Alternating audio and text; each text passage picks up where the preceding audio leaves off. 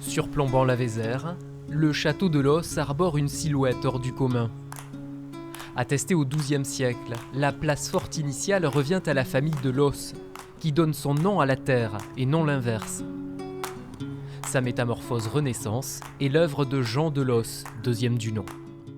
Il a commencé en tant que page de François Ier et a fini précepteur d'Henri IV, enfin du petit prince de Béarn, futur Henri IV. Donc entre-temps, il a servi 4 rois de France et donc il a complètement modifié le château selon la mode Renaissance. À l'intérieur, des éléments architecturaux remarquables comme cette voûte qui supporte à l'étage supérieur ce sol en pisé. Les meubles sont typiques de l'artisanat de la Renaissance. On voit déjà par là le début du classicisme où on commence à aimer l'ordre, les choses droites, carrées, symétriques qui contrastent en fait totalement avec ce qu'on connaît au Moyen-Âge en Europe. Si le mobilier d'origine s'est perdu au fil des siècles, les actuels propriétaires se sont lancés le défi de remeubler l'ensemble en s'appuyant sur un inventaire très précis datant de 1602.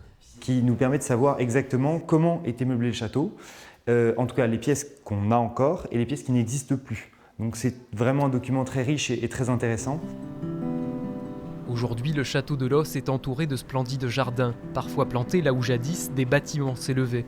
La végétation s'appuie alors sur l'esprit des lieux.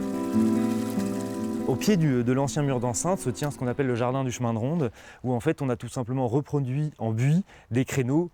Ici se tenait l'ancienne chapelle et on a remplacé par une voûte de verdure la voûte de pierre. Qu'il y accède par la route ou en canoë, le visiteur peut découvrir le château à la belle saison, du mois de mai jusqu'au 30 septembre.